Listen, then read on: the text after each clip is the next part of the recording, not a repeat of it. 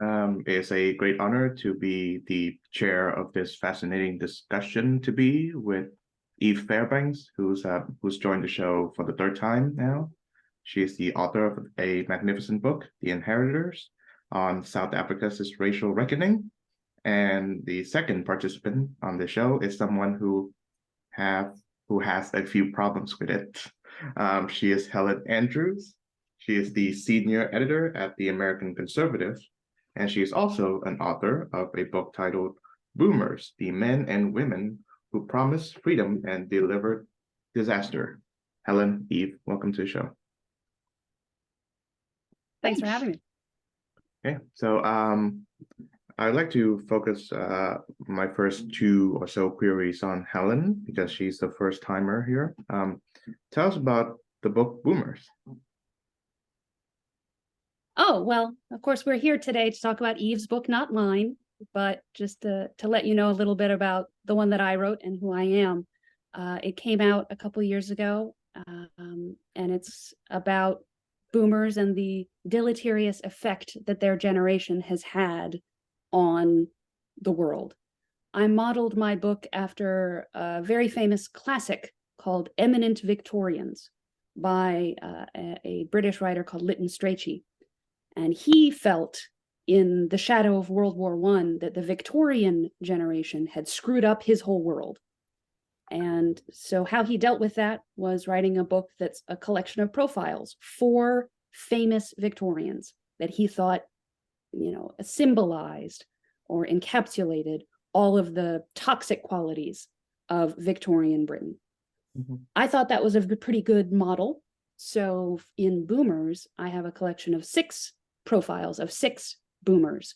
They are Steve Jobs, Aaron Sorkin, the man who wrote The West Wing, Camille Paglia, the vivacious academic, Al Sharpton, Sonia Sotomayor, and the economist Jeffrey Sachs. So those are all people for whom I have a great deal of respect, grudging or otherwise, who are clearly titans in their fields. But I think that their great qualities make the ultimate negative effect of their lives all the more tragic. So that's the book I wrote, a collection of 6 profiles on why the boomers are bad. Mm-hmm. Right. So my second question to Helen is that how did you come to know of Eve's book, The Inheritors? Well, how do you get to know any book? I saw that it was coming out and it seemed interesting because Africa and South Africa is a subject in which I have some interest. Also, purely coincidentally, Eve, you and I think, overlapped at Yale. I think I was a freshman when you were a senior. We never met each other at that time, but we were both on campus at the same time and followed fairly similar career paths. After I graduated, I got into journalism, eventually working my way up to an editorship at National Review. But after a few years there, I became a little bit disillusioned with political journalism. And when my then boyfriend, eventually fiance and now husband, who is Australian, offered to take me back to Sydney, his hometown, and move to Australia, I leapt at the chance. So I moved across the world after having spent a few years in political journalism.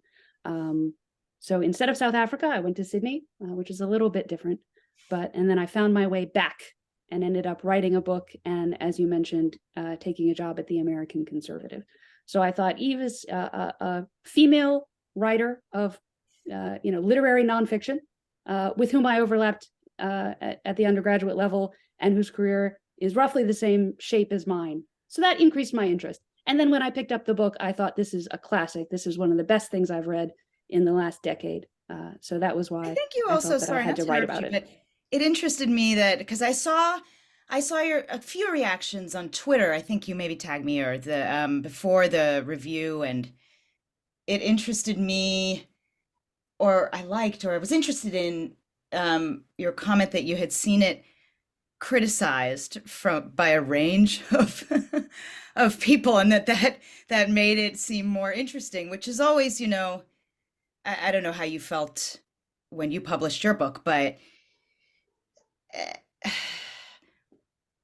even after years in writing, forms of criticism, you can feel like, oh my gosh, this is going to put people off. So it was interesting for me to see, oh, that actually piqued someone's interest, the fact of the combination of sources Well, I that. remember exactly what made me say that. An excerpt of your book, slightly adapted, appeared in The Atlantic. Mm, And I picked it up and I read it. It was the section on the internal struggles of white liberals.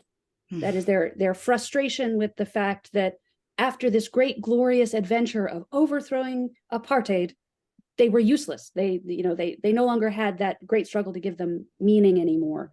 And there were left-wing people on Twitter whose reaction to that was, who cares? You are not the protagonists of this story, white people. Come on, get over yourself.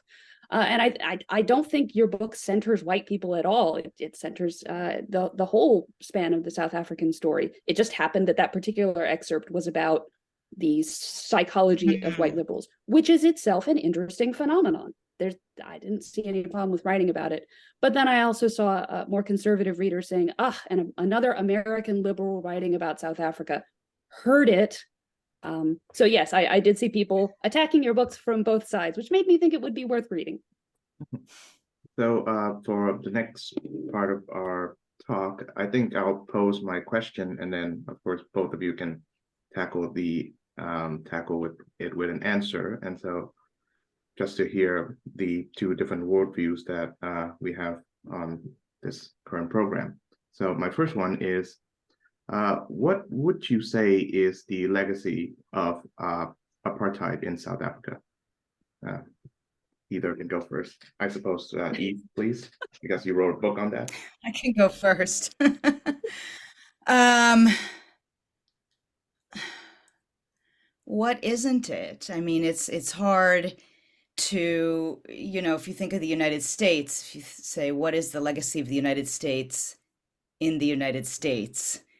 It's, this was also a country, South Africa, that had various moments in its history. So it's not a totally fair comparison for complex reasons, but it had during the 19th century um, Republican government run by descendants of primarily Dutch, and then was unified under British rule in 1910 as the Union of South Africa. So as a country with the borders that it has, apartheid then was introduced as a concept. That was the way that a particular prime minister described it starting in 1960. But types of spatial organizations, laws, relationships between races really, in my view, kind of overwhelmed or dominated the country's history to a great degree since the beginning of the 1900s. And the reason that they dominated is the issue of race had to dominate the country because you had white minority rule starting from, I believe, the population was already majority black at the turn of the 20th century, but barely actually. But throughout the 20th century, it ended up to where it is today, which is overwhelmingly majority people of color, and white South Africans constitute 12%, something like that. It's always shifting a little bit. They no longer take as firm statistics on race as they used to. And so, the justification, there always had to be a profound justification, both from the government and from, trickling down to the people themselves as to why a minority in an age, especially after the Second World War, that became increasingly democratic, globally democratic, why a minority would rule this country. So that, there's a history of mining, there's your agricultural history, there's so many rich aspects of South African history. But because of that demographic situation, the element of race really had to be dominant. And, sometimes I think I was excited when Helen read this book and was interested in writing about it because I really hoped. I come from a conservative upbringing. My family, my father worked for Reagan. My family is still conservative. Um, and I really wanted this to be a book that could be of interest also, you know, far beyond a kind of whatever traditional lefty critique. I must say, when I got to South Africa, I was surprised over and over by the degree to which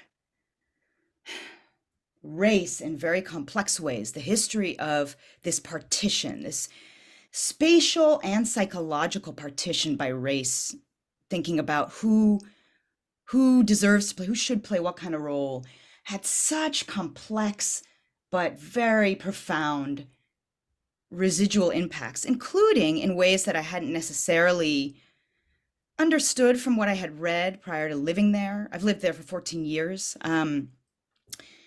In terms of a lack of confidence, self-doubt, self-contempt among many Black South Africans. There's a lot in the book about that, about very complex relations to the issue of race within the Black community. And so it no longer has this character, I find, of a direct sort of resentment. You know, we still feel oppressed by whites who no longer have power, a kind of way that Americans sometimes talk about the issue of race, but a kind of profound complexity that I found really, really revealing, really kind of psychologically fundamental. So, I mean, your question, how does it impact South Africa in a way, beyond what you would imagine, what outsiders who don't know that much about the country or haven't been there now would imagine, would be my answer. Helen, your response? So I said that Eve's book was one of the best that I read in the last decade, and that's true. But the review that I wrote of it in the Claremont Review of Books was rather critical. And the reason why is only because of my political disagreement. My quarrel with the book is merely political. I think Eve's book, like almost everything that gets written about South Africa, attributes the country's special problems to the legacy of apartheid.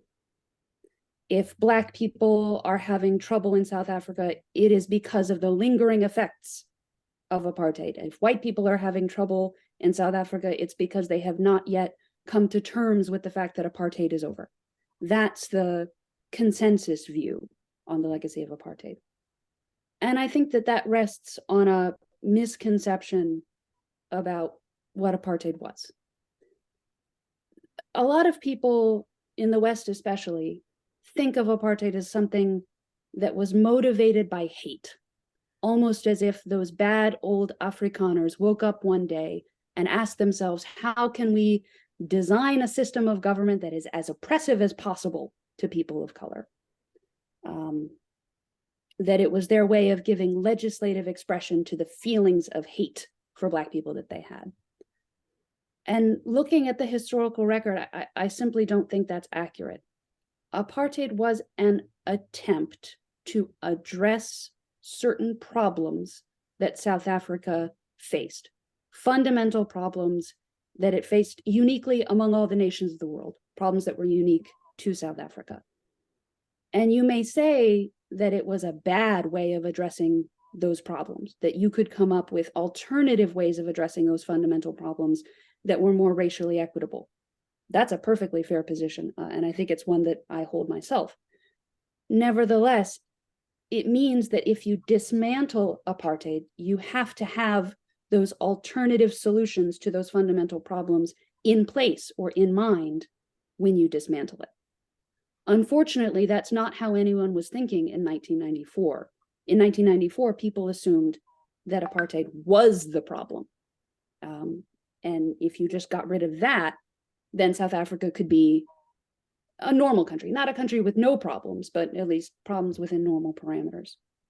Unfortunately, the consequence has been that the fundamental problems that apartheid was created to address have been ignored or suppressed, and they have simply gotten worse.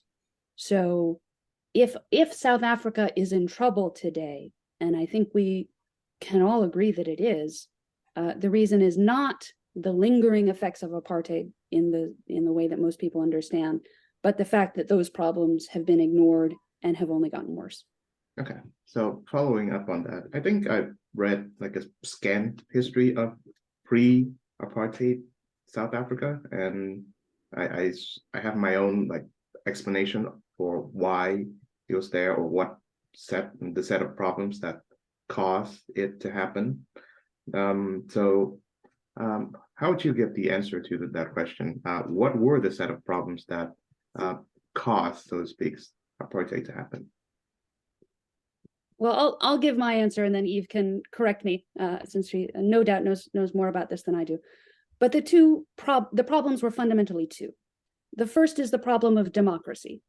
It has often been observed that in a multiracial democracy, you don't vote your class or your ideology, you vote your race. And in a country where one race in particular amounts to 70 or 80% of the electorate, that is a recipe for a one-party state, for one-party rule. And if you have one-party rule, you don't have a democracy, even if you have regular elections. That's not what a democracy is. Now, there are a lot of different solutions you could propose to that fundamental problem of a racially imbalanced electorate.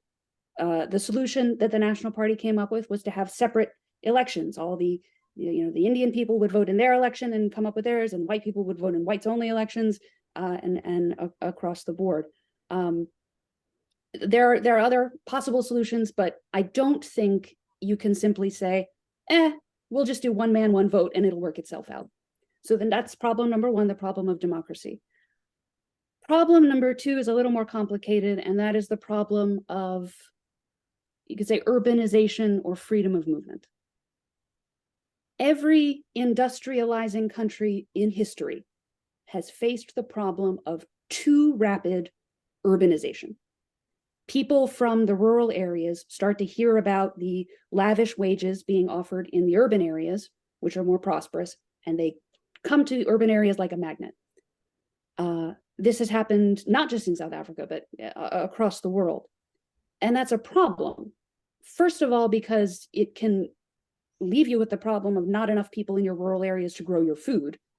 But that's kind of secondary. The main problem of too rapid urbanization is when you have too many people bidding for low-skilled labor, it suppresses those wages. So suddenly the people working low-skilled jobs in urban areas can't earn enough to keep a roof over their heads. So too much migration leads to lower wages. It taxes the infrastructure of these cities. You have too many people crowding into too small a space, which is why, why you saw tenements and overcrowding in London in periods of urbanization. This is a common problem. And it's especially acute in South Africa because if you have too many people crowding into an urban area and they can't find housing, they will simply build informal housing. They will just build a shack made of corrugated metal and set up shop there. Informal settlements are fundamentally bad. Informal settlements are intrinsically hotbeds of crime because you end up with crime bosses doing shack farming. That is, they collect rent from people in these informal houses. They are hotbeds of disease. It's a problem because the sewage lines don't run out to these informal settlements yet. So people dispose of their waste, and you have rivers of human waste running in the streets. You have poor standards of hygiene due to overcrowding. So you get contagious diseases, which then can spread to the adjacent urban areas. It's just a huge, huge problem. One common solution to rapid urbanization is to have a system of internal passports. You can only live in an urban area if you have permission from the government to do so. You can only move to an urban area if you have permission from the government to do so. European empires had that. Russia had that. China has that today. There is nothing intrinsically inhumane about an internal passport system. Or if there is, you can take it up with the Chinese government.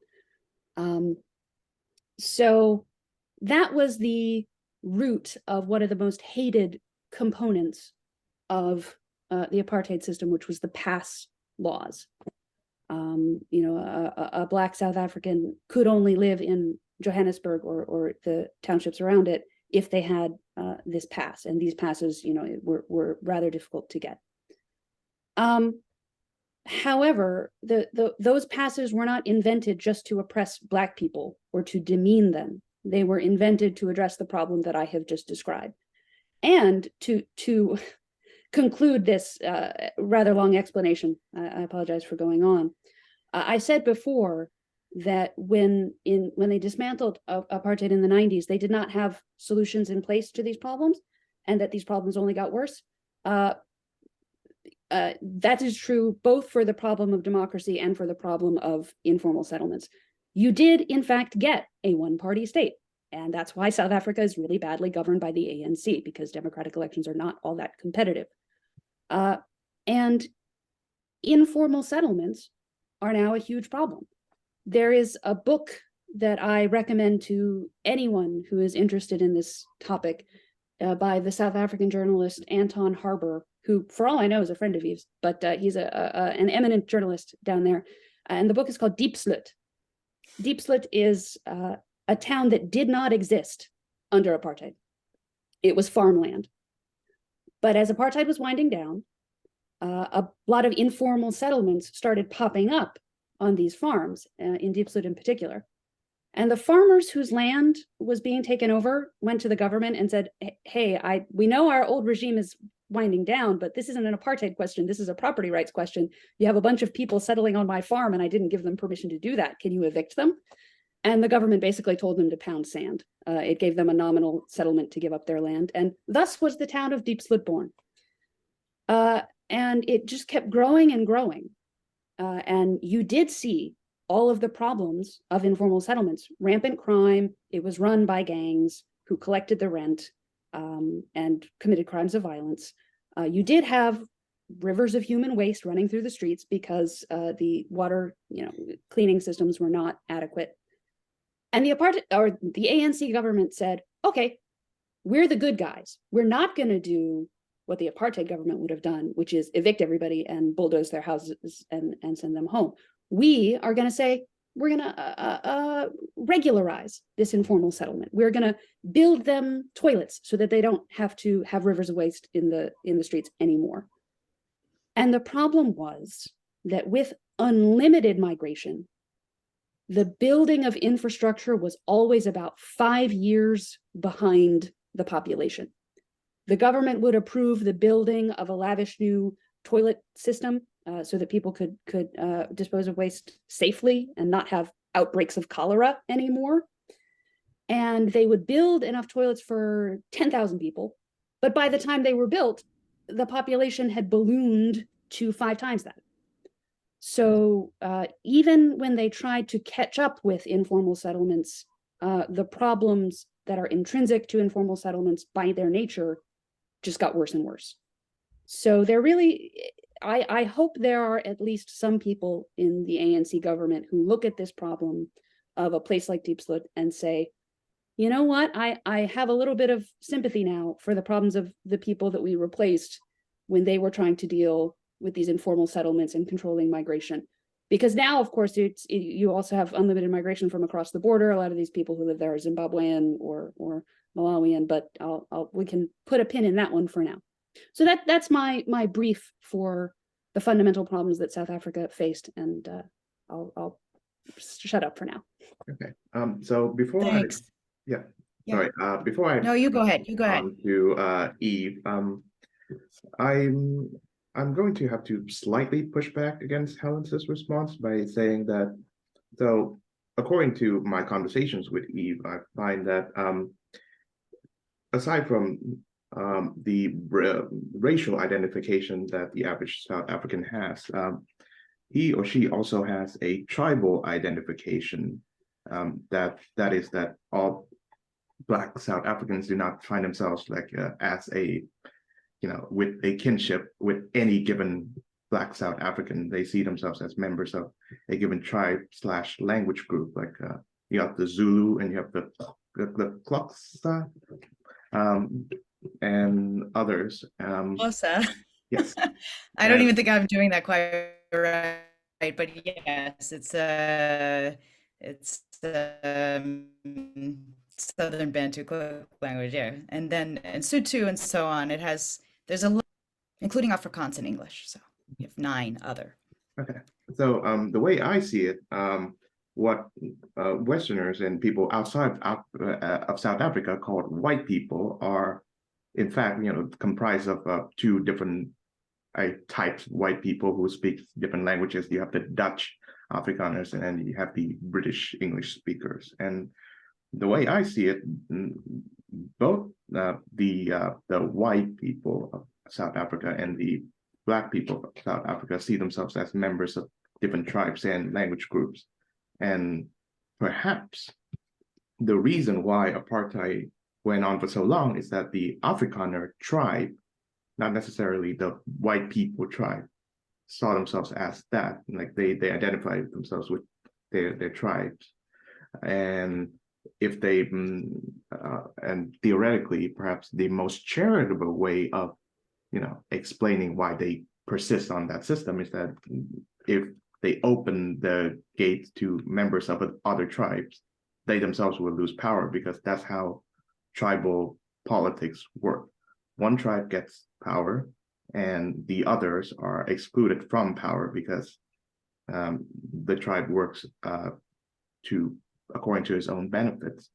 And that is still today what some of the countries in, I believe, Oceania, like Fiji, or the or was it not the Marshall Islands, but it'll come up with me. But that's how they operate. So yeah, I'll pass it on to you. Well, yes, no, the Afrikaners are extremely cohesive. I find myself constantly chuckling as I read through histories of South Africa at just how insular the Afrikaner ruling class was. You'll be reading about someone and he'll say, "Oh yeah, well, the prime minister, his brother married my sister, and I was introduced to him by our family priest, who happens to be the brother of the leader of the." It's just, they all knew each other. It was all very, very tight and small. Although it is true that even during the period of National Party rule, that was ruled not just by white people, but by the Afrikaner portion of the white people. And it was very difficult to advance in the civil service or get appointed to a high position if you were an English speaker, not least because fluency in Afrikaans was made a requirement for many positions. But I don't think the Afrikaners abused their position quite as much as they could have in order to enrich themselves. A statistic that I like, which I may have even mentioned in the CRB review, is that when the Afrikaners took power in the 1940s, the National Party, marking the beginning of apartheid rule, the average income of an Afrikaans-speaking South African was half that of an English-speaking white South African. They were poorer. They had until recently been, many of them, the white trash of South Africa. And then after 30 years in power, that number of the, how much smaller and the average Afrikaans-speaking income was, had risen to a princely 2/3. So they were still poorer than English-speaking South Africans, even after having been in power for so many decades. So I think they did not simply tribally loot the country for their own benefit. They are a complicated people that made many moral errors, but also lived within certain moral boundaries set by their own peculiar, deeply religious view of the world, which makes them a puzzle for an outsider to try to figure out. So we should leave Eve to respond now. And I to add that it's the Solomon Islands that I was thinking of. Okay. Yeah, I'll give you a story about that insularity. My partner is South African. He's of Greek heritage. Now, the Greeks in the 60s were classified white, but there was I believe, a parliamentary debate over whether they would be white or non-white. This was done for the Lebanese, for Chinese, for Japanese. The Japanese, people of Japanese heritage were honorary white. And Greeks were white. I believe the Lebanese were honorary white, but other Arabs were so-called colored. It's really no, I mean, nobody thinks any of that particularity was done for any reason other than it's really difficult to classify races. And Greek shipping, Lebanese trade, the government needed that. They couldn't demote these people. So that itself reveals that they understood, frankly, that to classify people as colored was, as opposed to white, was not just a demarcation, it was a demotion. They needed to afford that label, the white label, to certain Asians and so on who were important to them. Anyway, so he became white, his family. He was born in 1970, left the country not legally in 1988, so that he did not have to join what we haven't discussed, which was the gigantic military effort that bankrupted the country effectively. The South Africa was fighting huge wars along its borders and in other countries. In Angola, there was a universal conscript, universal draft. One of the main characters in my book was recruited or drafted and then became an officer in a unit of which he felt quite proud of his involvement in. But the soldiers were recruited from the Angolan and Congolese civil wars in order to effectively change the outcome of those conflicts. Anyway, once those wars concluded, those involvements, these soldiers were deployed, as Krista was in my book, in Caspers, which is like an armored Humvee, not quite a tank, but armored vehicles throughout South African townships. It is not right. It's a very selective history to say. I mean, the history that you gave, I'm interested in it because to me it's very, very selective. There is I have a lot of debates with people over crime in South Africa, which is a huge problem. In fact, somebody was carjacked and killed on my street a few days ago. It hits people personally. It's devastating. It's worse in these settlements.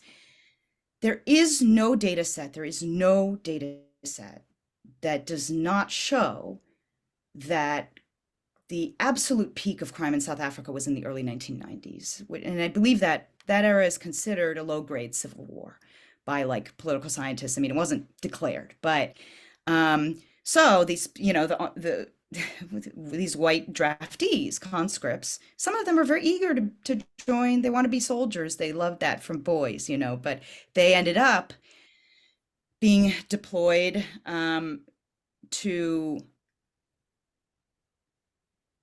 repress violence. Some was protest, a lot was not protest, it was just violence in these townships. The suicide rate in these, really a question I raised in the book, whether this was even a good solution for white South Africans, actually.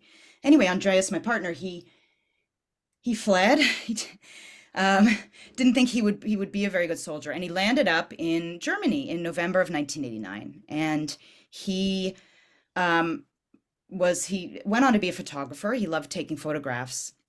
And he found himself, this is a person who did well in school, a person who loves reading, pulling apart buildings like it seems like they want to, there's some demolition happening in the middle of Berlin. He was not taught, nor was he allowed to really learn.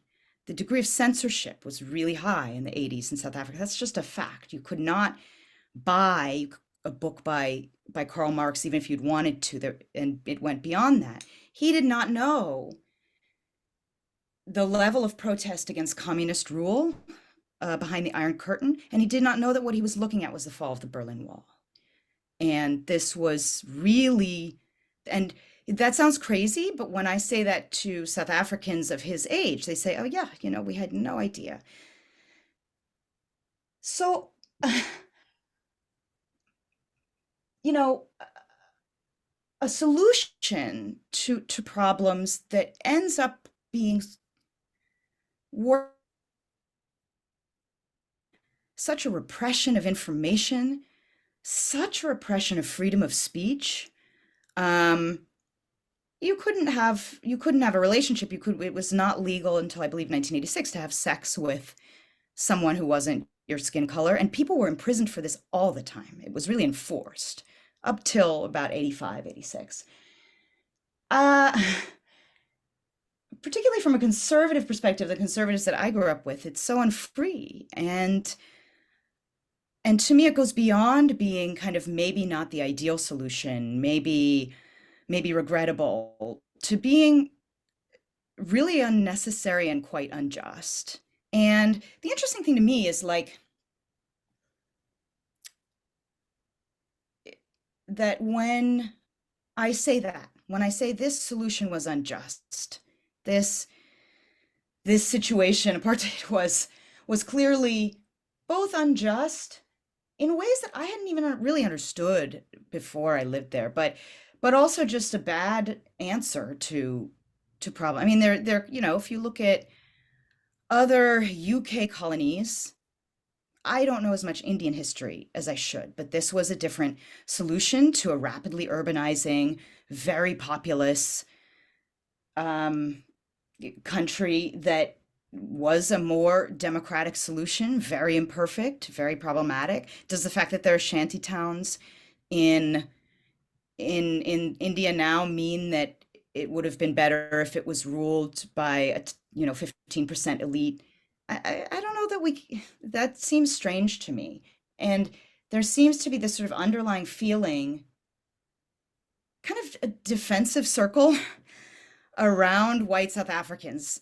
So when I say this solution just turned crazy, and there's many people in South Africa, many white South Africans, including many supporters of apartheid, who I spoke to, who I interviewed, who said, in retrospect, this all became a hot mess and it was really a bad idea. And it was a dumpster fire. And we should have done, it should have been done differently. It was even wrong. There can be, by sort of foreign, I guess I have to say, sometimes on the conservative side, analysts, like almost a kind of move to like make sure that those people don't feel bad. They don't feel bad about themselves. It's not like we must make sure they don't feel like they're evil. And we're not saying they're evil. I don't feel that way at all. And the interesting thing is that in my experience of the country, really, a lot of Black South Africans don't really feel that way. You'll talk to people who acknowledge there was a lot of infrastructural development under apartheid. There was, compared to other parts of rural Africa. Number two, I talked to many, including a person named Temba, who I quote in the book, who said, look, I suffered, my whole family said this whole thing was a piece of crap, like it was really wrong, but I understand it. I can understand from their perspective why they felt like they had to shore up their position, why there was short-sightedness, there was maybe fear, there was just a sense of not knowing how to deal with this, not wanting to, fearing what would happen if you yielded power, then not knowing how to hold on to it while being fair. This was an insoluble problem, and I understand it. And I hear that a lot. So it almost feels like this unnecessary kind of rearguard action to we must have an interpretation of South African history that proceeds from making sure that we don't make white people look evil. And this is just not necessary. It's not to say that an immense mistake was made doesn't mean that this wasn't a human, scenario. I will just say, I mean, it's odd to me to also hear internal passports was a decent solution. I don't know, yeah, we can look at China, but does anyone on the right think that that's a fair system? It's not true that South Africa is a one-party state right now. My city, Johannesburg, which is the most populous and the economic capital of Africa, has had an opposition mayor for years now has one from a minority party and is doing a coalition government. Many, if not most analysts believe that in 2024 will proceed probably to a coalition government. The ANC has repeatedly lost control of the capital politically. The capital's had a DA mayor. The third most populous city, Cape Town, has had longtime rule by the opposition. I don't think that, to say it's sort of one part, it can conjure ideas in the American mind of like, it's just turned into another dictatorship and maybe even worse, and a sort of, horrible Idi Amin type and this is just not, I'm not saying that's what you meant, but South African politics is very competitive. It's very vibrant. That doesn't, the ANC as a liberation, some of the, I sometimes think that the period after, and I would be interested in your thoughts on, and I do want to say, I'm also interested in how you got interested in South Africa, because you have quite a lengthy record of visits to it, and I think to Zimbabwe, and that's really interesting to me. But, it has to be asked, so apartheid, which in my view was a form of affirmative action for Afrikaners, it really, came on the heels in a serious sense of a war, as Strong points out, that was fought between the British tribe and the Afrikaner tribe. This was called a race war. It was described in American papers at the turn of the 20th century, it was funny, as a race war between the English and the Afrikaners. And I think 80% of the civil service by the 1980s was Afrikaner, despite there being an even split between English and Afrikaans speakers. But, so presuming that this system had to end, what should have been done? What would have been better? Sometimes I do feel like South Africa's problems, how could we have expected it not to have a kind of terrible teenagerdom? It was going to have a very traumatic exit from this. That just seems unavoidable to me. And I occasionally think, if there's a fan of outcomes after 1992, let's say, ultimately 1994 for South Africa, I still think South Africa is at the 75% good mark. I still do.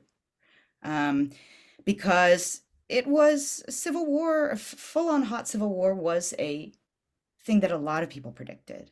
And people have to give an account, when they say it's gone so terribly, in my view, of what should have been done differently. So just a note, in the same issue of Claremont that Helen's reviews appears on, there's a good article about Indian history by Christopher Caldwell. So if you like these, I'll send it to you after we finish this.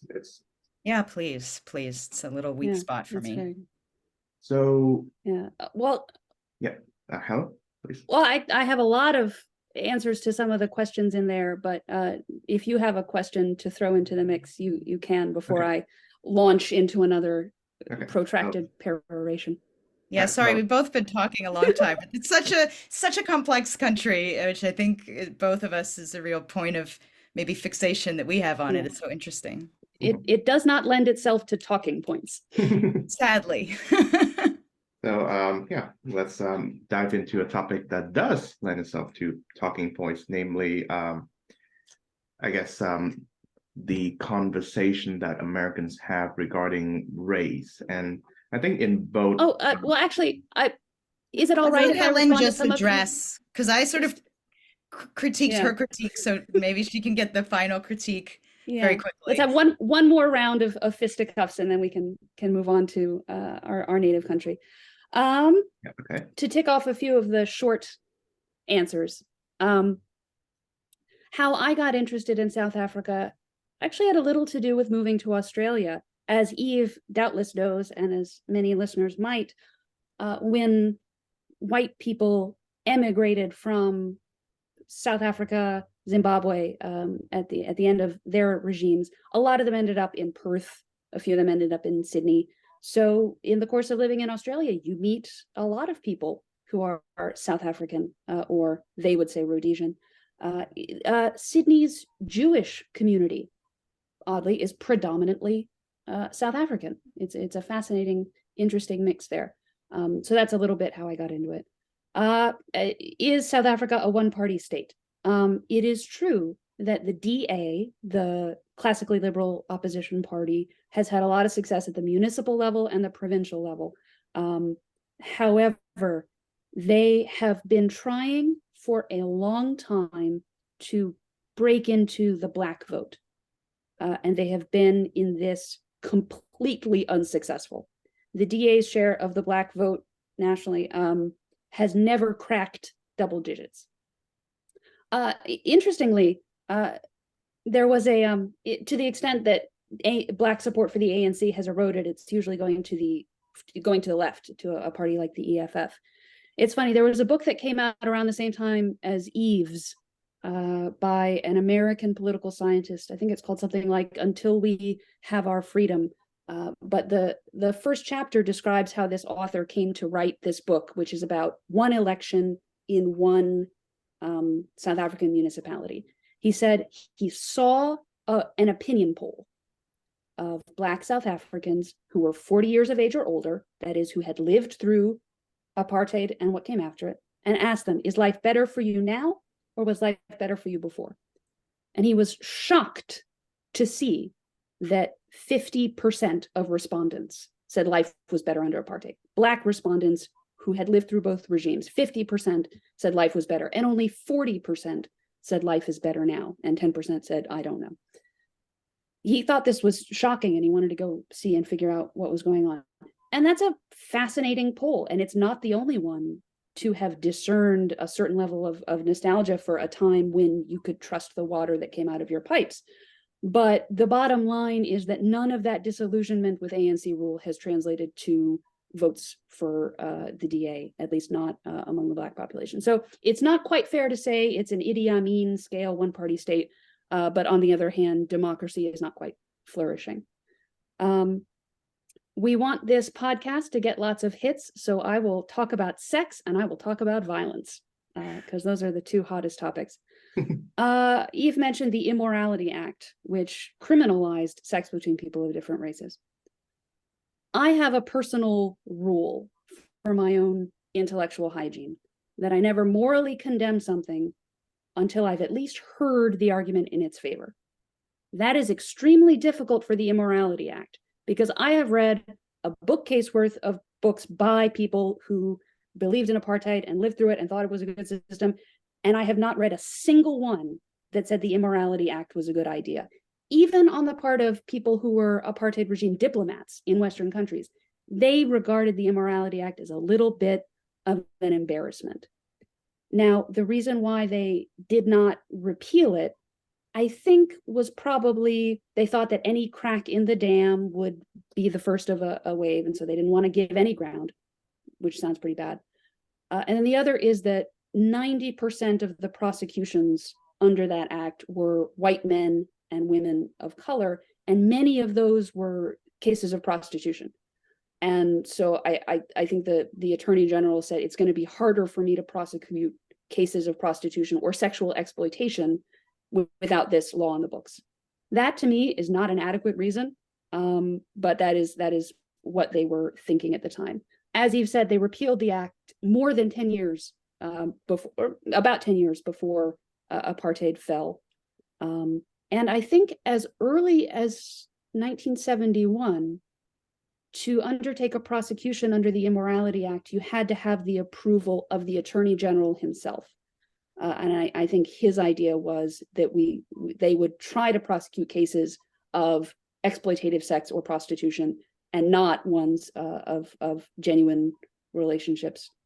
Those are all very lame excuses, and I think the Immorality Act was morally reprehensible, but that was what they would have said to you if you had brought it up at the time. So that's sex. Turning to violence.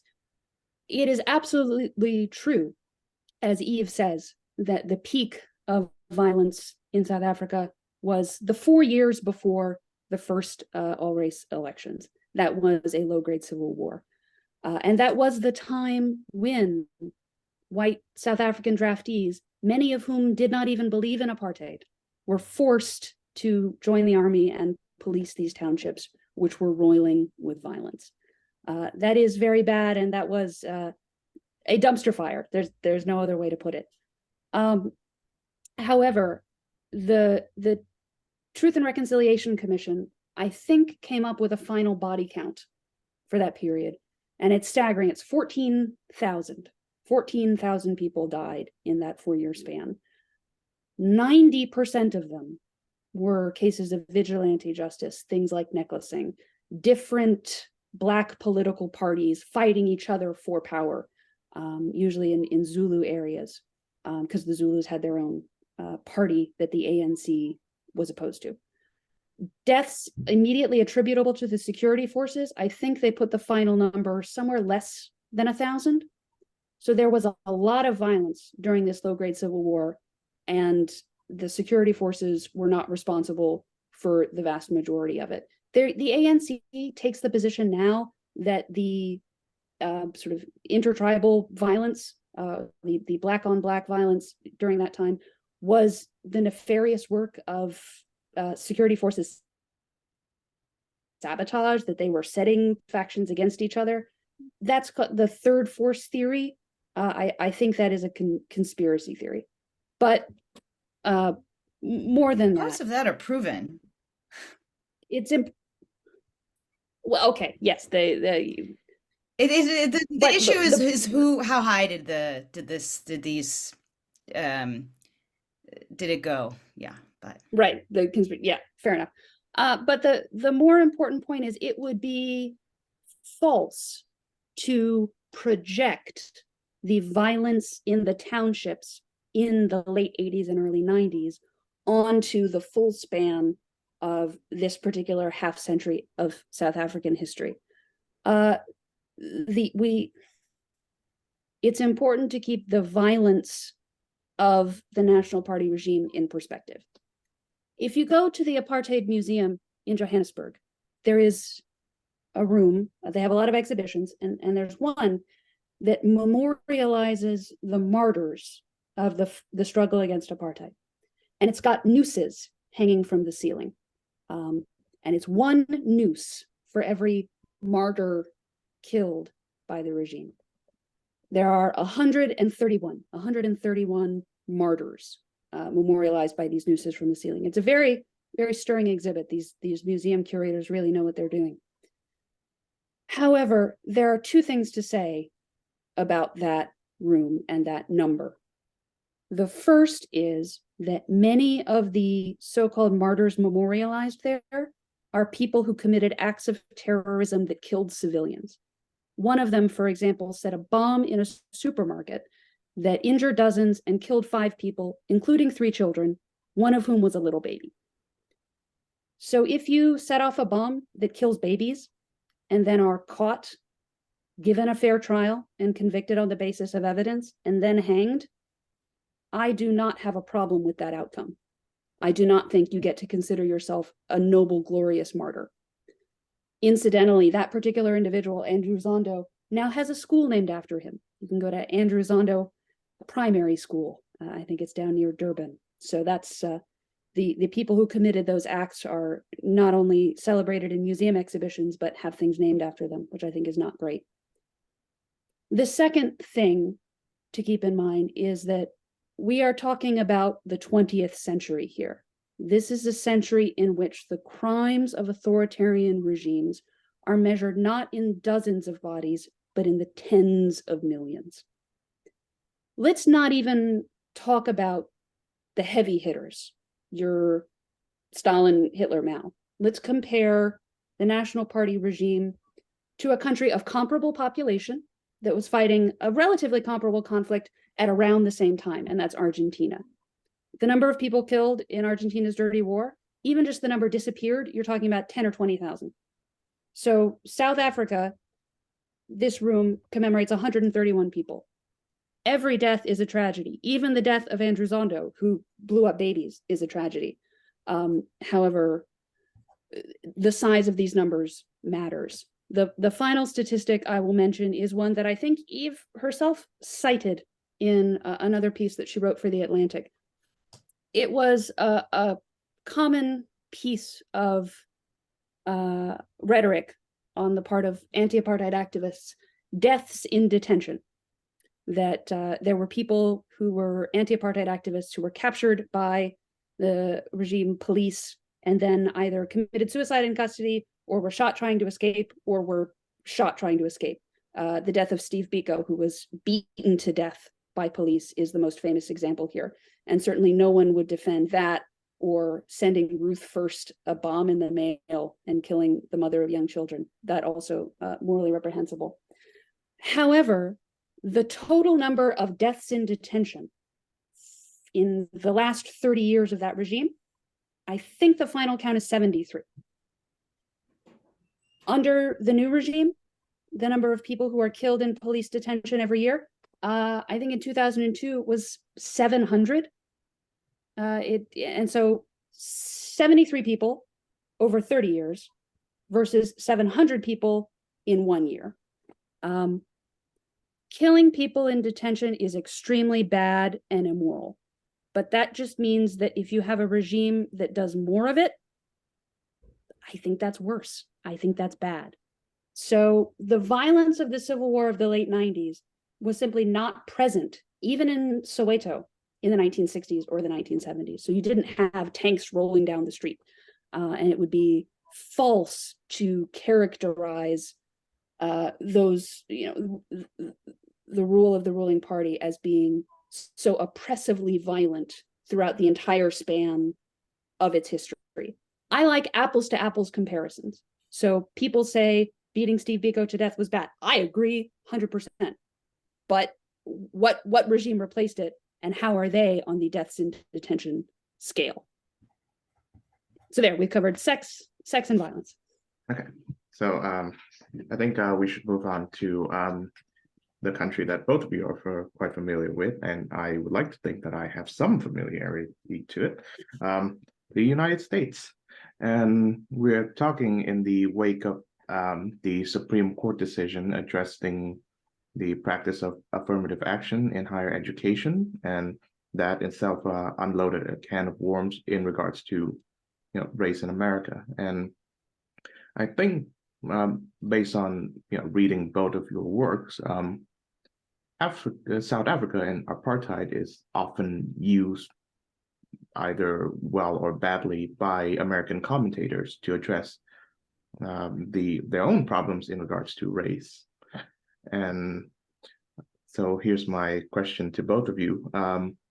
What do you suppose are some of the ways in which the discourse on race in America have gone wrong? And bonus, if you can propose how we can get back on the right track. So, of course, Eve, you go first, please. Ooh, what a huge question. I mean, I do think and maybe this is a source of both of our interests in South Africa. It's not, South Africa didn't have the same history, it doesn't have the same demographics, it doesn't face the same issues now, but it does have enough consanguinities historically with the US to be worth looking at in that sense. I don't know. I mean, just apropos of this conversation, I guess, Helen, I feel like sometimes setting up straw men or dragging us back to this question of like the discussion is sort of anchored to this fundamental question of like, are we saying everything should be thrown out? Are we saying everything was bad about the Afrikaners or white South Africans over the course of the 20th century? Your words were like, before we say that this regime was so oppressively violent, we need to, put it in context or compare. It wasn't, if you can compare it to, maybe we could look at the transcript. I don't know that I said that. I certainly would say would have said something polemical like it was so oppressively violent. It was the worst. There's a kind of like to me in the US, and now I'll just move away from what Helen said. I'm not going to attribute this necessarily to you, but a kind of moving towards being unable to not speak in hyperbole and not disengage from the question of who's to blame and who's bad and who's worse.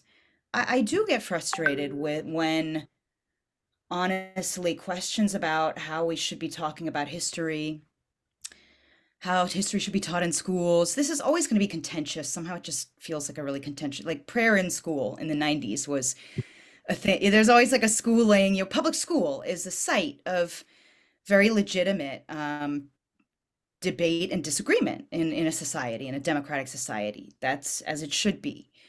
But it can kind of get like hung up like this, like the society is a sailboat with ropes that hang in the water, and then it gets hung up on stuff under the water and it can't move from the question of whether the sort of tone or the moral implications, or who's better, who's bad, whether is this making white people out to be all evil, and I guess I get very frustrated, very sort of despondent at times with this, because it feels like it's taking up so much air. How we talk about our history, how we're adjudicate whether it makes white people sound evil. I don't think it matters as much as how much we talk about it, honestly. In part because I don't think making gigantic mistakes and ending up, it doesn't make a whole people evil. The implication sometimes for me can come from the conservative side that if we go there, if we have these that's what is being said, and then it gets shut down on the basis of now we can't say that. One other thing I'll say is I really don't think the left has the imagination or has tried to properly imagine. I think you're starting to see a thing you see in South Africa where the left does have more power, not as total as the right can make it out to be. It has more power within institutions, within academia, within a whole variety of of major institutions in the US, and it's having a really hard time leaving behind the mentality and the narrative that it's on the back foot, that it's a victim, that it's. And just for practical reasons, in South Africa, I've really seen, and many Black South Africans talk to me about how they just didn't adequately imagine what it would be like to take over institutions that had shut them out, that had treated them unfairly, but that they also admired in many ways, and that and that they just hadn't conceptualized how they would want to use the power that they then had within institutions, other than just screwing them up, or or it was a very hard transition, and that's a real weakness. That's just I don't know. It's very hard. It's challenging. It's complex. As giant units in a giant democracy, it's hard. It's easier to talk about things that are simple, just because communication can then be easier among the different factions. So that's a weakness, in my view. Well, Helen, your response to this question? Yeah, I agree with you, Eve. I don't think everybody in South Africa believes that white people are all completely evil. However, I do think that white people politically in South Africa just do not have moral standing. That is, they have been so discredited that people do not regard them as being in a position to make claims on their own behalf. And let me explain a little bit what I mean. I personally think a lot sometimes about how I even dare to write about South Africa. Eve has lived there for 14 years. I've been there, but I've never resided there. And my day job is as an editor, and I'm always telling the writers who work for me that an ounce of reporting is worth a pound of opinion. There's just no substitute for going to a place and talking to the people who have personally lived through it. However, in the case of South Africa, the conversation there about the country's history is so constrained by taboos that I think it can be helpful for an outsider who's not subject to those taboos to throw in their 2 cents. And the taboos in South Africa are so strict that people are able to utter complete falsehoods about the previous regime with no fear that they will be corrected. Because in order to correct those falsehoods, someone would have to pipe up and say, yeah, okay, the previous regime was bad, but you've got it wrong there. You've mischaracterized them about this. And that is where the taboo lies. To give you an example of just how this taboo operates, in 2018, the industry body of the advertising industry in South Africa gave its award for Best Radio Spot of the Year to a radio spot that had been done by a Johannesburg ad firm on behalf of the Apartheid Museum. And the ad was very simple. It was a voiceover of what sounded like a speech by Dr. Verwoerd, the architect of apartheid, saying things like, Black people cannot rule themselves. And then followed by a voiceover quote from Donald Trump saying, laziness is a trait in Blacks. I really believe that. And then the voiceover of the Apartheid Museum guy saying, there has never been a better time to learn from our past. The award had to be rescinded because it was revealed that the supposed Donald Trump quote in that ad was completely made up. It was from an unreliable memoir written by a disgruntled Trump employee. Trump never said that. However, what was not as often mentioned in the stories about this minor scandal was that the Dr. Verwoerd quotes were equally made up. And they were not only not things he had said, they were not even the kind of things he would have said. One of the quotes attributed to him is, Black people cannot rule themselves. The whole point of his system was that they could rule themselves, just in their homelands rather than in the urban areas. So it was a complete fabrication. And if you ask yourself, how was it possible that this ad got through everybody at the ad company, everybody at the Apartheid Museum, and got on the air without anybody saying, that doesn't sound quite right? It's because it's just not acceptable to correct the record in defense of the regime that has been so discredited. There's another example that's much shorter that I will just throw out there because I think it's equally illustrative. Helen Zille is a DA politician, and she got herself in trouble in, I think, also 2018 for a tweet she did about Singapore. She had gone on a visit to Singapore and gone there, and she said, I am really impressed by the way that Singapore has been able to build on its imperial experience. The British came and oppressed them, and that was bad, but they took what the British brought them, like advanced medicine and the rule of law, and they built on top of it. That's good. We in South Africa should reflect on those lessons. Perhaps there are things that we got from white rule that we can equally take advantage of now. She was not just cancel cultured. That in itself would have been bad enough. She was, of course, mobbed on Twitter, people calling her a racist. She was runs also opposition party still. Well, right. No. She was brought up on charges which were never eventually filed, but the Human Rights Commission undertook an investigation to see if she had committed the crime of hate speech.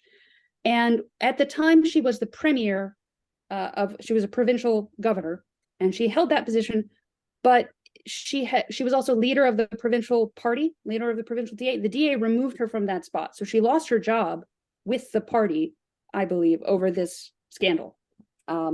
So she paid a penalty for making what was essentially an extremely anodyne point that maybe there are some good benefits to the empires that existed. So if you are not allowed in South Africa to even say something as anodyne as what she said, I got the prospects for a thoroughly honest conversation seem to me very small. And I said that was the last thing, but to bring it back to America very briefly, I believe that the 1619 Project and critical race theory and wokeness and whatever you call the phenomenon that has erupted in the United States since, the killing of Michael Brown and the emergence of Black Lives Matter, whatever you want to call that, its ultimate goal is to put white Americans into the same moral position as white South Africans. We don't hate you. We don't think you're all completely evil, but you are simply discredited. So you should be grateful to us that we allow you to continue living here. But please, do not assert yourselves politically. There have been a flurry, oddly enough, of news stories. One that caught my eye yesterday about the Southern diaspora. This is apparently a hot new topic in political science departments at universities now, tracking the outmigration of white people from Southern states, because they also had their own great migration towards factory jobs in Detroit, etc. And these political scientists are now tracking which cities had more migration of white Southerners, and they are releasing papers breathlessly revealing the finding that cities with higher numbers of white Southern migrants were more conservative in their politics. Now, that's an interesting finding. If I were a political science professor, I would say good use of number crunching. However, I worry about the implication of these studies. Their problem is with white Southerners going anywhere and exerting political power. And so I find myself asking myself, okay, so what's the solution? Do you not want white Southerners to exercise any political power? Is that where we're going with this? That doesn't seem fair. But that seems to be where these kinds of things are trending. So yes, the United States is coming more and more to resemble South Africa in its racial conversation, and I do not think that is a good thing. I think I'll leave the final word to Eve, because that is actually what the final word on Helen's review is. To quote your words back to you, was it the most South African thing about our politics is the current effort to push white Americans into that same position as permanently powerless scapegoats. And this is a striking sentence, right? It is bizarre that this is something Eve Fairbanks would welcome. So Eve, why would you welcome something like that?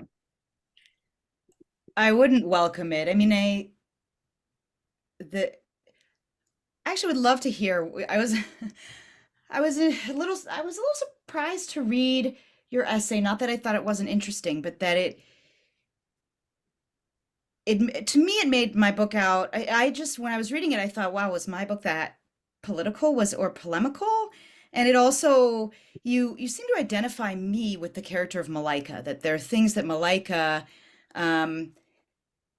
who's the youngest main character in this book, a so-called Born Free. She was born in 1992, grew up in South Africa without memories of apartheid, that there were things that she said that I think you felt the implication was that I am putting those forward as my ultimate views. And I thought about that. Of the three main characters in the book, is my heart closest to her? Was my allegiance closest to her?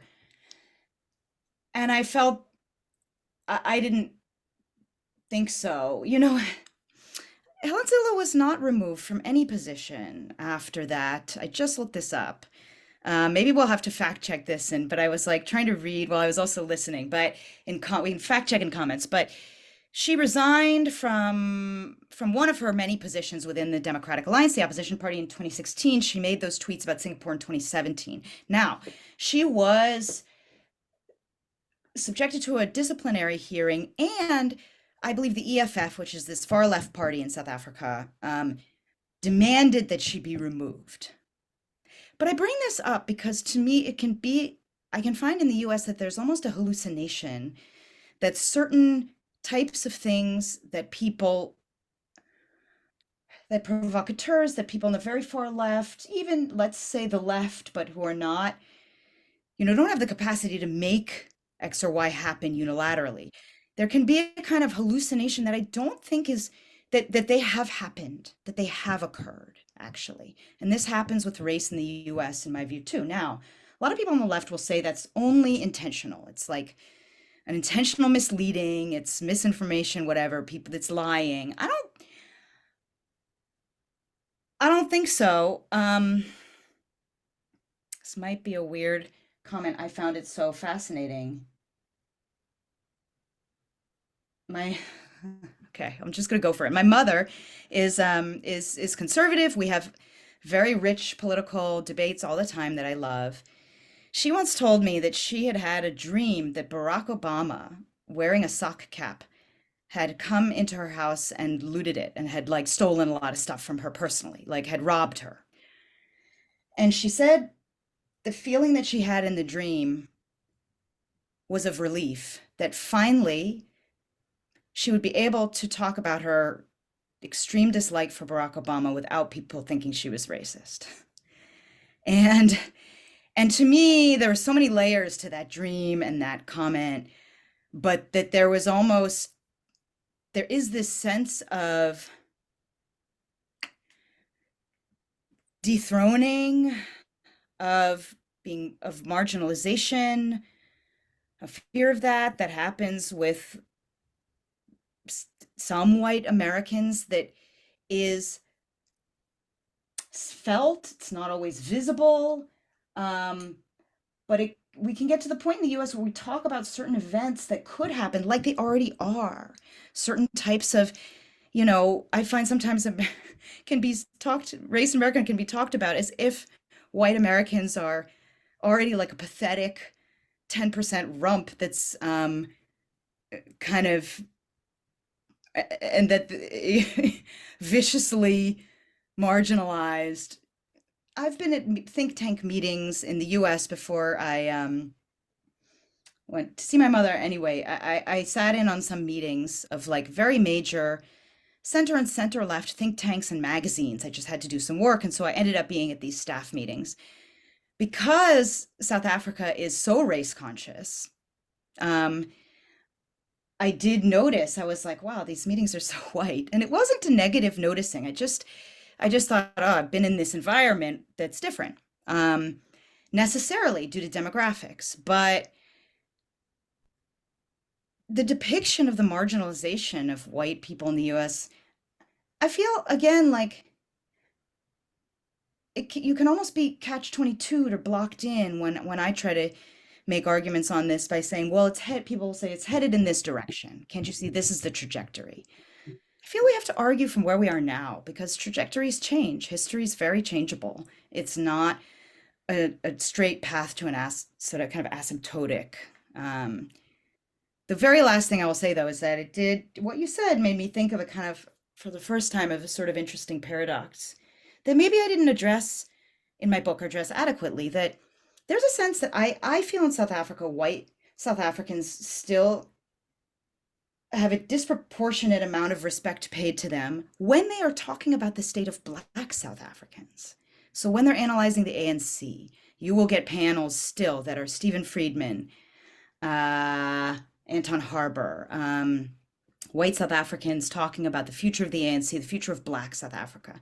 It is more true, though, that when they are sort of arguing for their own rights, for, let's say, being able to preserve the name of an Afrikaans elementary school that they wanted to keep like a historical Afrikaner leader, that is a whole different kettle of fish. And maybe that's that they can just be treated with a lot of contempt when they try to argue for that.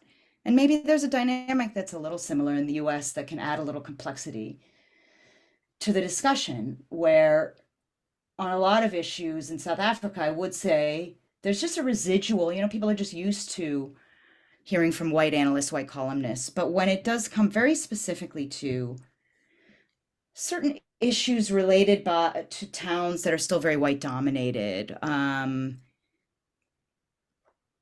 it's harder for them to argue for certain narrow but important cases for issues related to their own community's rights. I don't want to rob Eve of the last word, but would it be all right if I shared one small anecdote? Yes, please. So Eskom is the electricity utility in South Africa, and its CEO until recently was a guy named Andre de Ruyter, a white guy who was brought in I think 2019.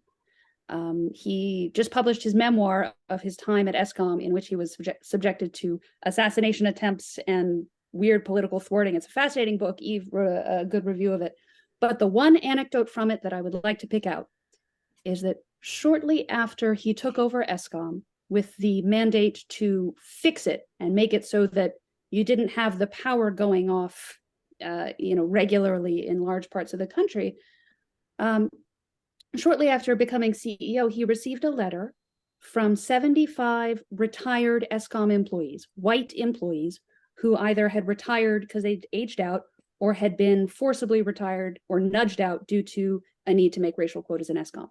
These 75 retired white Eskom employees wrote him a letter and said, "We want to come back to work. We want to help you.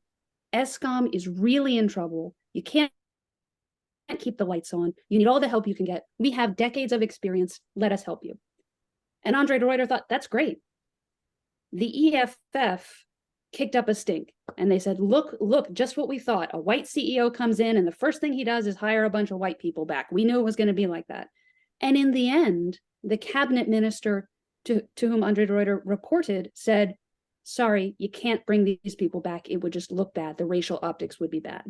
So I agree with Eve that there's people on the right in the US can hyperventilate about Julius Malema as if he's about, if he's a step away from becoming prime minister. No, we can set up boogeymen. That definitely is a thing that happens. But it's also true that right now, today, Andre de Ruyter couldn't hire back these people who wanted to help him in the midst of what is genuinely a national crisis because they were white. So his memoir is the best-selling.